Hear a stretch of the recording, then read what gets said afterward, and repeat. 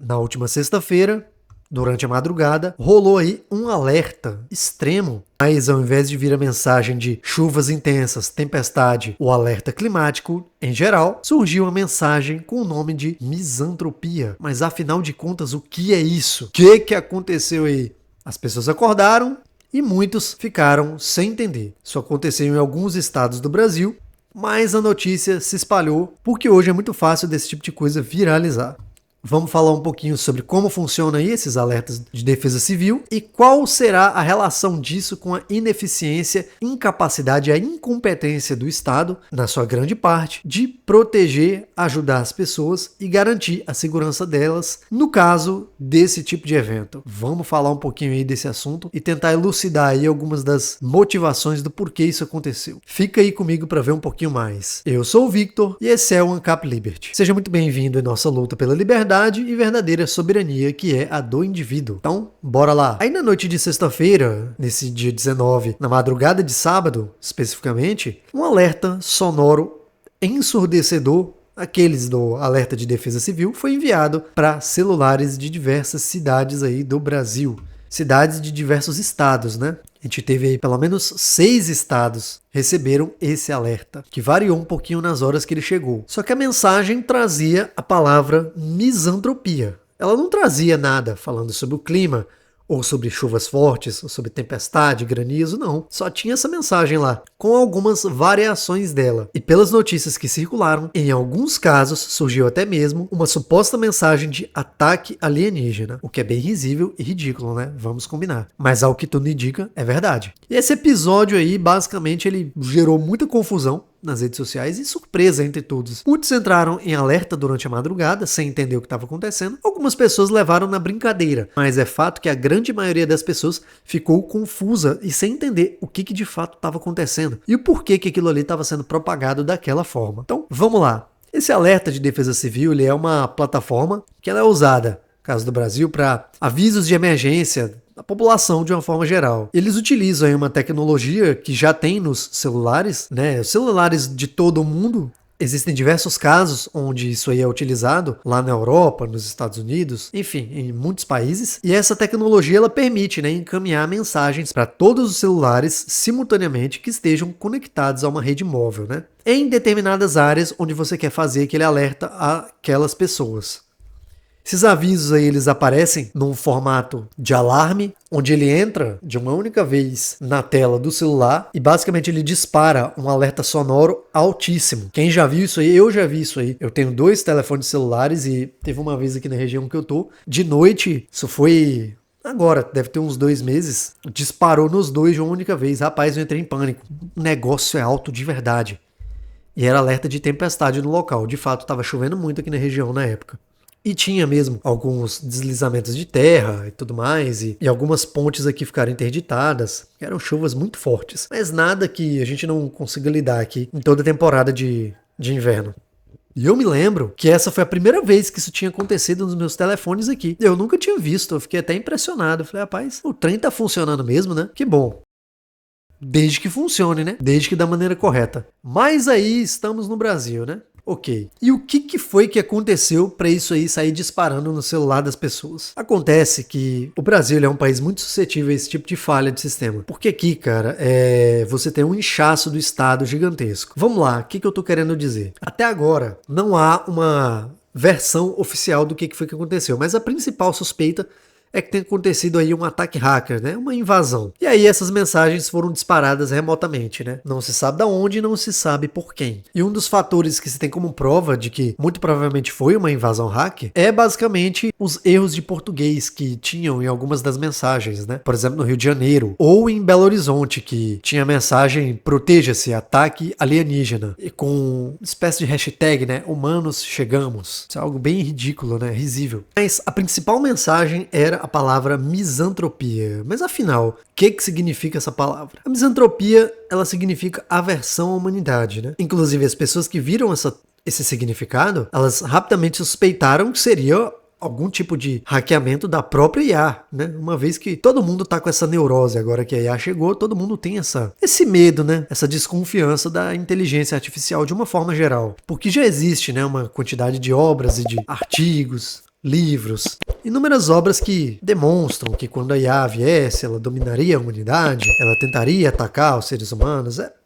É um assunto complicado, eu prefiro deixar isso para outro vídeo, mas fato é que muito provavelmente isso aí não foi IA. Isso aí foi só um hacker espertinho e brincalhão, querendo pregar uma peça aí nas pessoas. Só que aí, meus amigos, eu faço uma pergunta para vocês. Mediante tudo isso que você vê, algo que é para ser extremamente sério, uma vez que o Brasil ele é um país complicadíssimo em termos de problemas envolvendo o clima. A gente tem várias situações aí que vão desde queimada a incêndio no norte, e lá no sul tivemos alagamentos terríveis, não é? Que devastaram cidades inteiras. A região sul inteira foi devastada por alagamentos nunca antes vistos. Então, era um sistema que não deveria se ter falhas. E como que um hacker consegue invadir isso aí de uma forma tão fácil? Muito simples, a gente não sabe. Porque o Brasil, ele é um país de um estado extremamente inchado, corrupto e incompetente. Você tem aí o bando de Sousa. A minha principal desconfiança, quando eu vi todas essas notícias em relação a isso, foi que, ó lá, ó, é um funça aí que tá querendo mais dinheiro aí pro carguinho dele.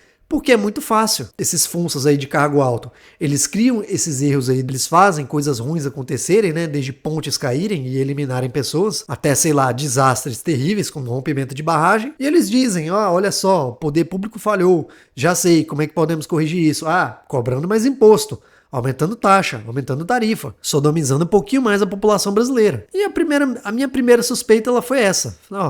Já tem um funso aí que tá querendo mais dinheiro pro carguinho dele e pros comissionadinhos dele. Pois é. Então, a verdade é que a gente nunca vai saber o que de fato aconteceu. Isso aí é complicadíssimo. Mas vamos partir do ponto que, beleza, não é nenhum funso aí sacaneando o povo, como sempre, né, diariamente. Vamos dizer que de fato foi um ataque hacker. Tá bom. Como é que um país continental como o Brasil, que tem a verba pública que rouba a população do jeito que rouba, como que ele não consegue proteger e ter um nível de segurança máximo nos próprios sistemas de defesa e alerta? Me expliquem.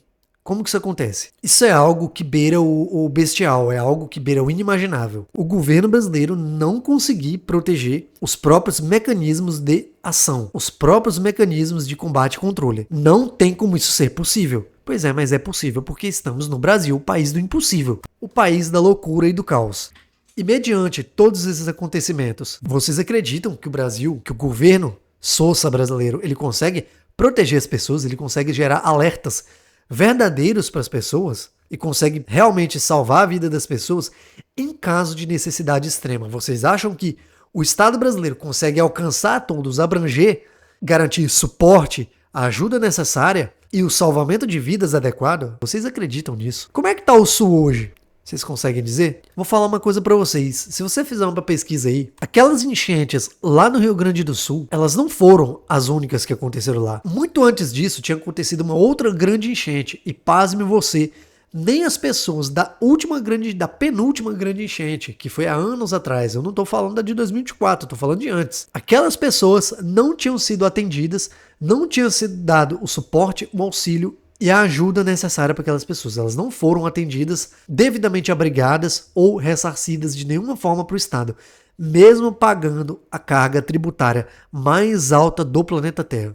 Vocês conseguem entender? Aí nós tivemos as enchentes de 2024. Essas pessoas, elas foram atendidas? É óbvio que não. Pouquíssima gente conseguiu ter algum tipo de auxílio ou benefício. Vocês viram o caos que foi. Eu não preciso retomar esses assuntos aqui, porque vocês provavelmente acompanharam. A ineficácia, a ineficiência do Estado, a corrupção. O que a corrupção brasileira faz? Pois é, eu preciso dizer mais alguma coisa? Não. Esse vídeo aqui basicamente só um desabafo, é só para lembrar vocês aí o que é Brasil e para vocês entenderem que vocês não devem em nenhum momento ficar dependente desse tipo de coisa. Nem de sistemas brasileiros, nem de programas brasileiros, nem de auxílio, nem de suporte, nem de contar com a ajuda do Estado socialista brasileiro, porque esta não virá. O Estado brasileiro, ele é uma máquina de ineficiência e corrupção. A única coisa que ele faz é sugar você, roubar o seu dinheiro, roubar dos seus impostos, acabar com você, atrasar a sua vida, gerar burocracia, tentar de todas as maneiras ferrar você e fazer você ter uma vida medíocre, pobre, uma vida de atraso e tira de você o máximo que ele pode. É só para isso que o Estado brasileiro, o governo socialista brasileiro, esse governo que tá aí,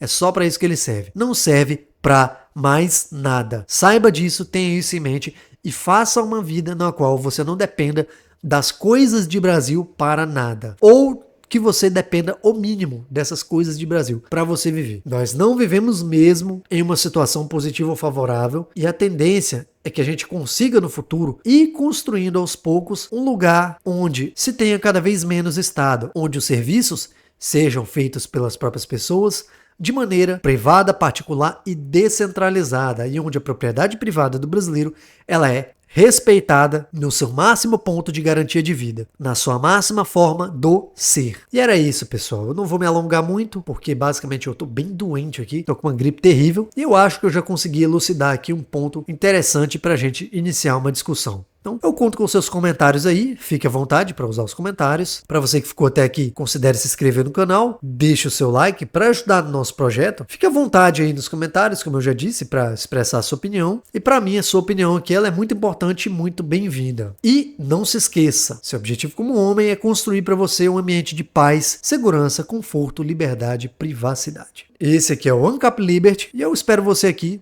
no próximo vídeo. Fiquem com Deus.